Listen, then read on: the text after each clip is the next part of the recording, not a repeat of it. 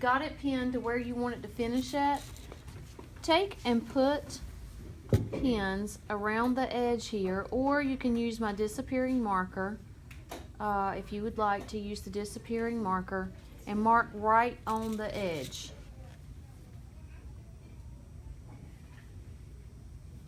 Here, I'll get the disappearing marker just so you guys can see. Or you could use a piece of chalk. That would work as well. So,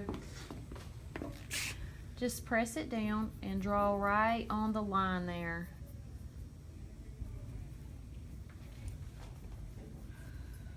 Remember, with the disappearing marker, you have to go ahead and measure everything to cut off once you get it. And you really don't have to go all the way around. You can just kind of make gaps in it. But you're pressing it down where you have it folded. Make sure it's nice and smooth.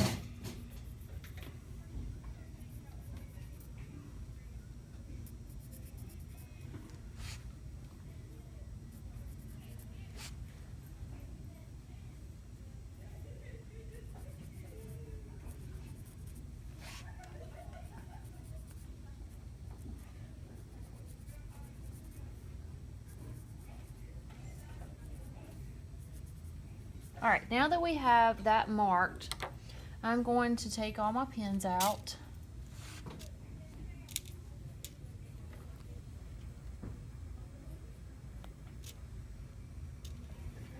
I am going to turn them right side out.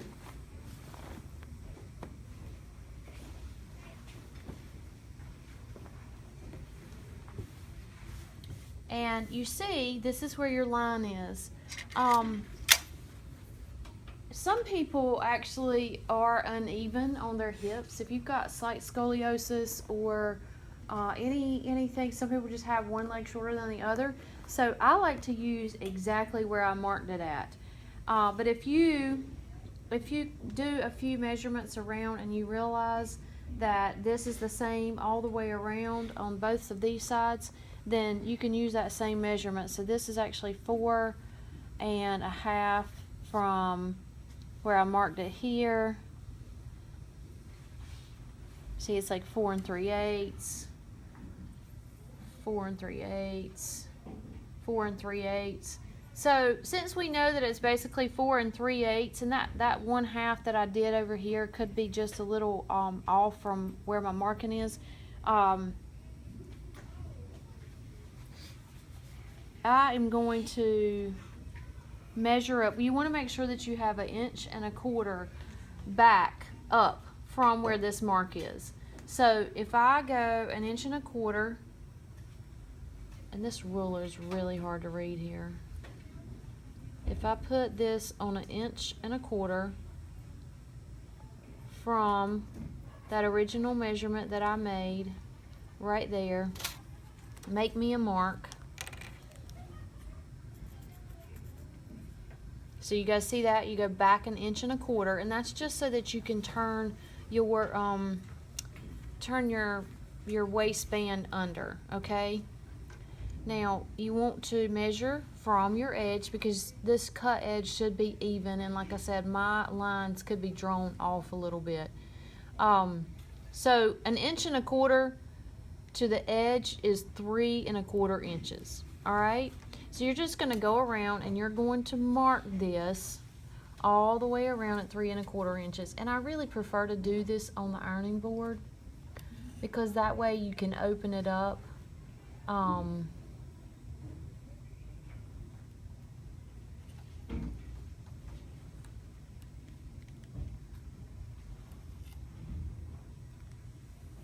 So using this hem gauge, you want to make sure that the edge of this little thing here, the gauge part, is actually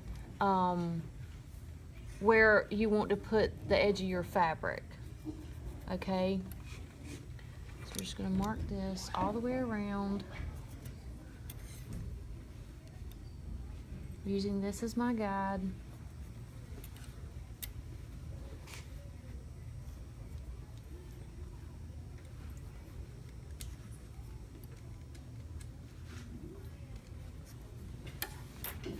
them over.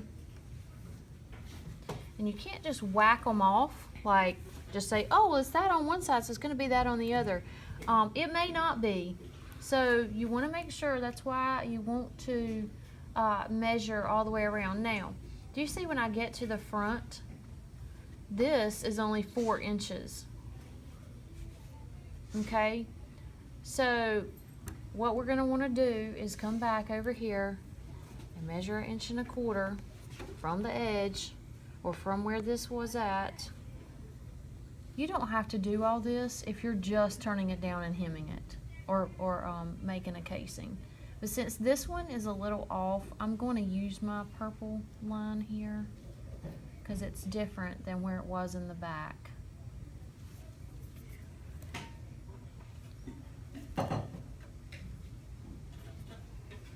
This seems a little complicated, but you basically just want to measure up from this line 1.25 inches or 1.5 inches, depending on what size your elastic is. But I'm thinking that most of you probably have 3/4 inch elastic requirements. So if you want to do 1.5 inches to make sure you have enough, that's fine. Or you can read your pattern.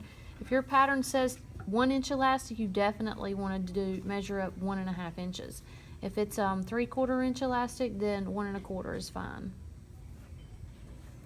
All right, now I've gotten it marked. Okay,